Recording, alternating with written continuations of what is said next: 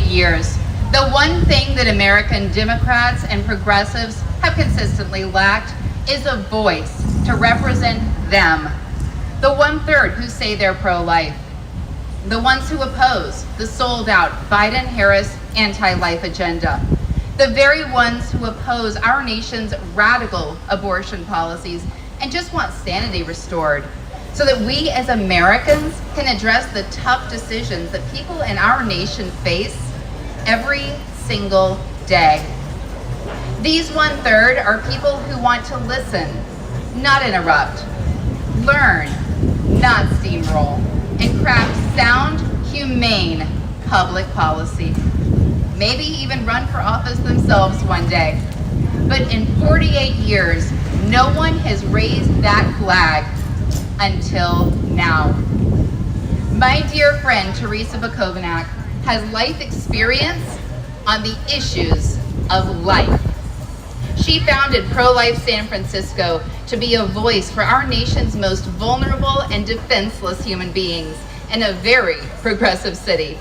You might call her a missionary for life there, opening people's eyes to the truths they already knew in their hearts and helping them discover just how aligned those truths are with their progressive values. Terrisa built a succession plan for San Francisco and moved ahead to her next calling, founding Progressive Anti-Abortion Uprising to spread that progressive voice for life from coast to coast.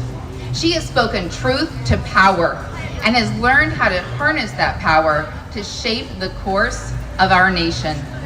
And today, she takes the next step forward to lead us all. Terrisa has been on the front lines. She will share the story of the 115 children she found discarded right here where we stand today, right here in our nation's capital. And she rescued them to at least provide them with a proper memorial. She is fighting for justice for the 5 of those children who were past the age of viability when they were brutally murdered. She named them and exposed how even the most radical of laws on abortion are routinely flouted. Terrisa will share her heart for the next generation of a pro-life America, for the unborn, for our nation's most vulnerable, but even more broadly, for a holistic viewpoint of how we view life in America. Terrisa is someone with a depth of love, of compassion, with a sacrificial heart, but also courageous, filled with fire, with a passion for justice, who will never back down for a fight for what's right. From the sidewalks to the steps of the Supreme Court, Terrisa is bold. She is unique, unmistakable, genuine, and her message is consistent. That is what we have been missing in the Democratic Party establishment. We've been missing someone to stand for the 115, someone to stand for the 5, someone to stand for the 1/3. Terrisa is stepping forward as a leading voice of the next generation of pro-life America. It's a holistic viewpoint on the issue of life. It's time to put a holistic pro-life platform back into the Democratic Party, and it's time to put a pro-life Democrat back in the White House. I give you the woman, the activist, the legend, and my president, Terrisa Bukovinac.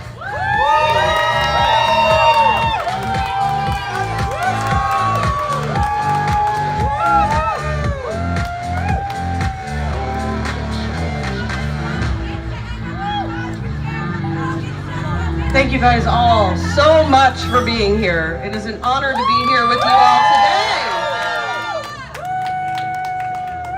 Right now, I am standing in front of what looks like an ordinary office building. Brick walls, reflective windows, a flat roof. What's so special about it? Well, it happens to be a 15-minute walk from the White House. But I'm sure wherever you live in America, you've seen a building like this before. Maybe you've driven past it every day on the way to work. Maybe coming home from getting groceries. Maybe you've never given it a second thought.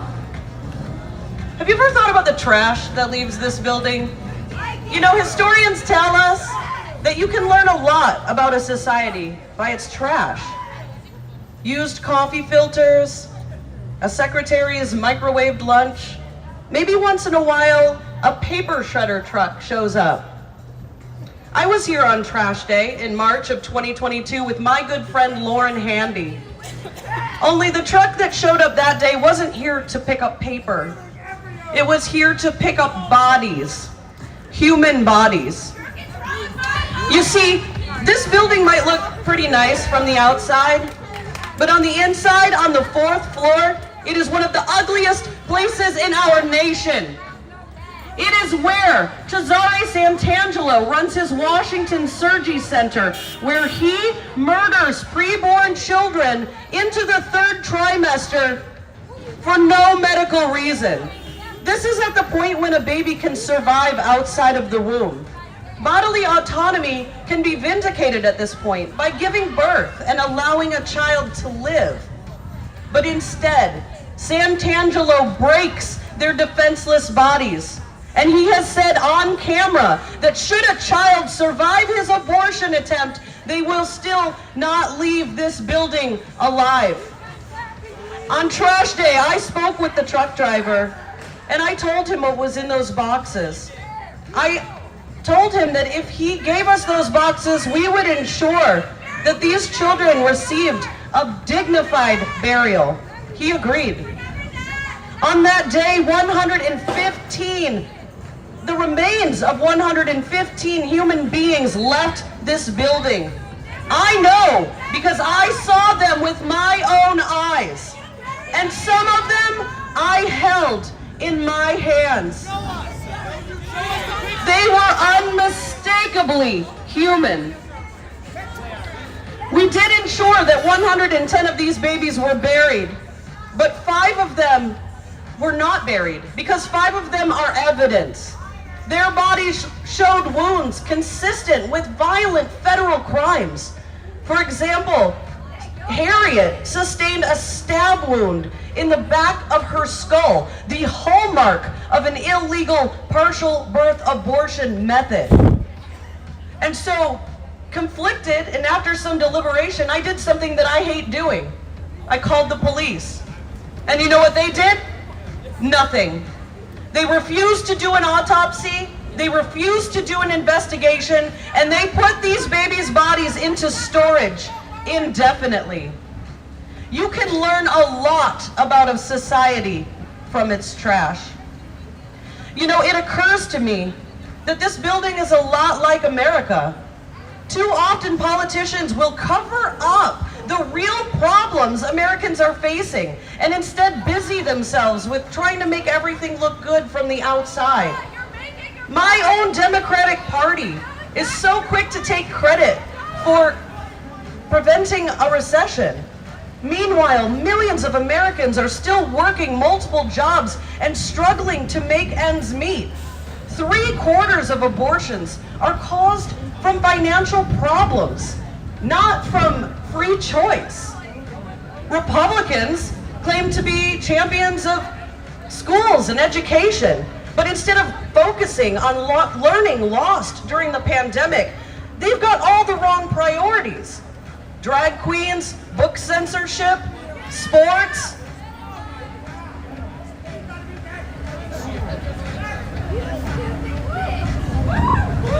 They're wrong. They shouldn't be doing that. And both parties are giving lip service to the middle class and claiming to stand for family values.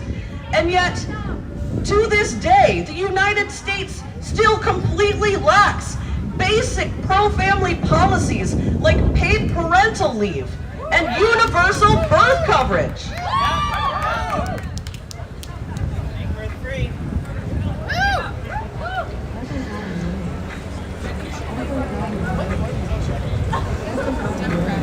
And then there's jobs.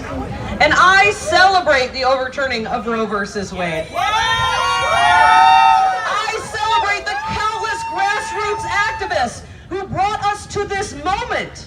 And I celebrate the thousands of lives that have been saved as a result. But we cannot ignore the billionaire-funded, massive resistance being waged in blue states to deny the humanity of preborn children. We cannot ignore the lawless prosecutors, the media censors, and the Jane's Revenge fascists. Go Red Sox!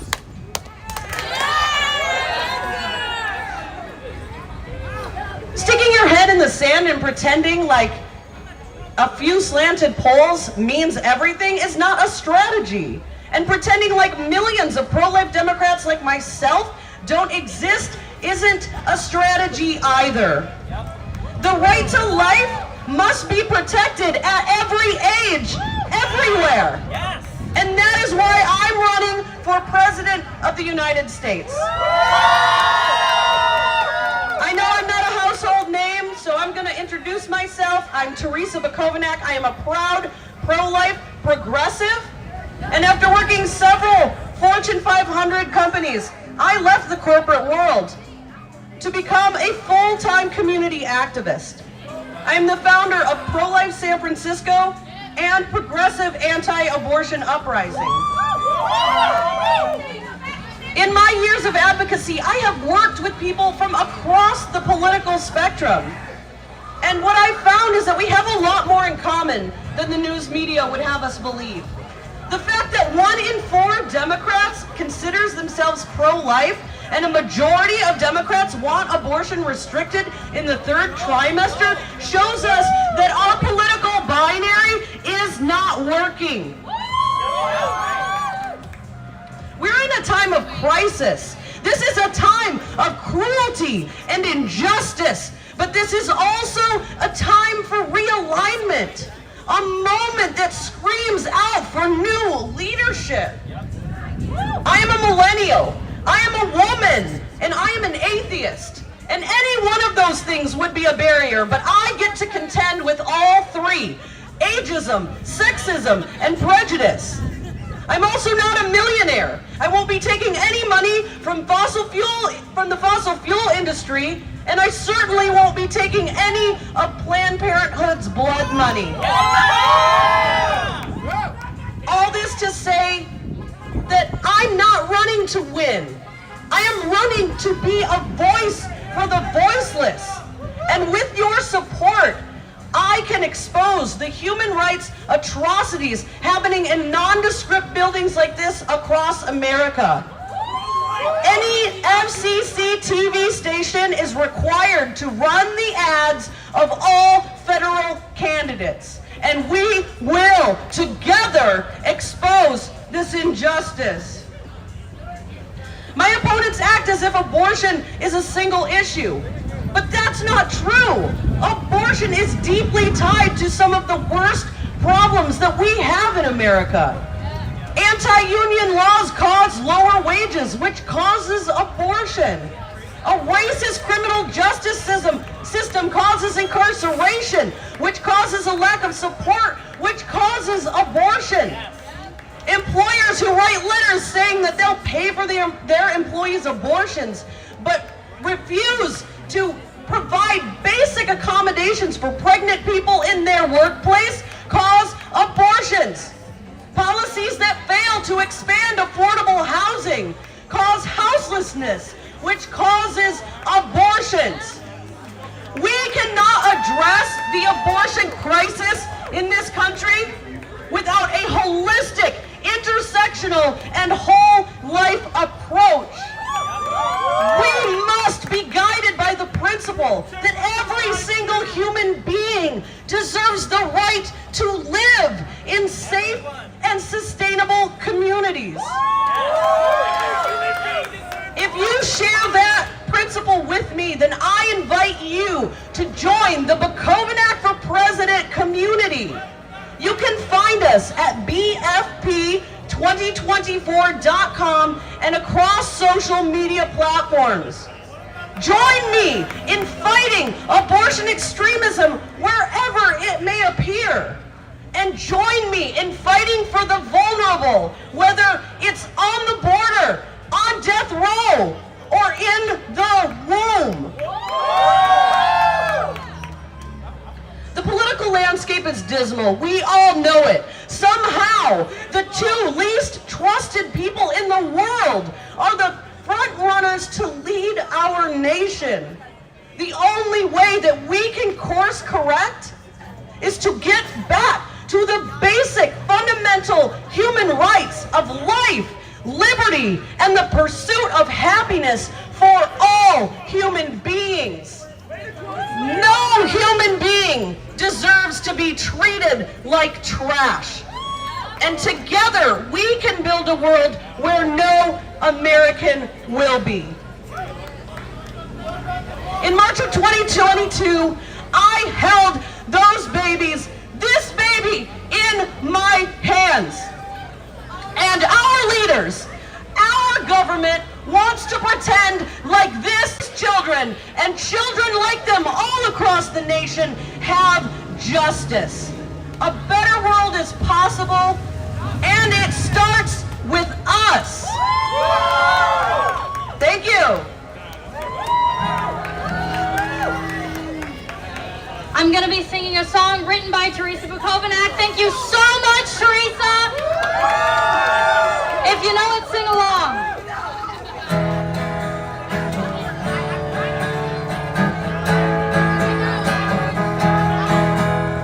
A better world is possible, and it starts with us. We can end the suffering. We can give it up. Every generation has an obligation to non-violence and non-discrimination. And you know it's true. The unborn matter too. So join us and unite, for we have just begun to fight. Help us, help the nation. We want a pro-life revolution. Help us, help the nation. We want a pro-life revolution.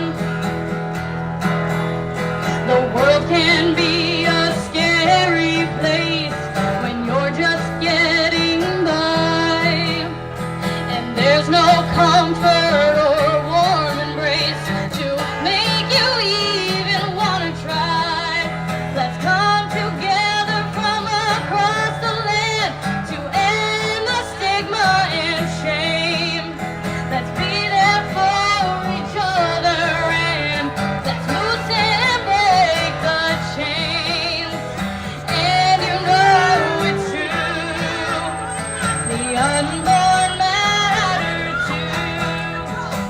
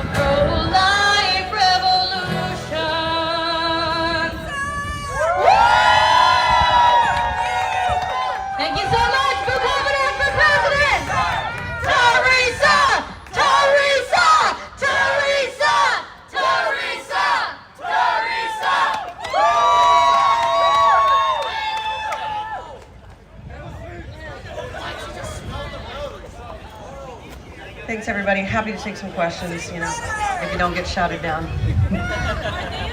I'm also happy to take them privately, off camera, or whatever. I have a question. Are they affiliated with you guys? Because I know that part of your organization, you guys said that you personally don't have like your atheists, or that's what I heard. Are they associated? They're friends. They're friends? I'll take questions from the press. Sorry, it's the public. You're the one that's voted. You're doing your president. All right, great. Well, that's a wrap. Thank you, everybody, for coming. Vote Bukovinac 2024. Go to the website BFP, that stands for Bukovinac for President, 2024.com. Follow us on Instagram. Follow us on Snapchat. Follow us on Twitter or X. And follow us on Facebook. See you soon.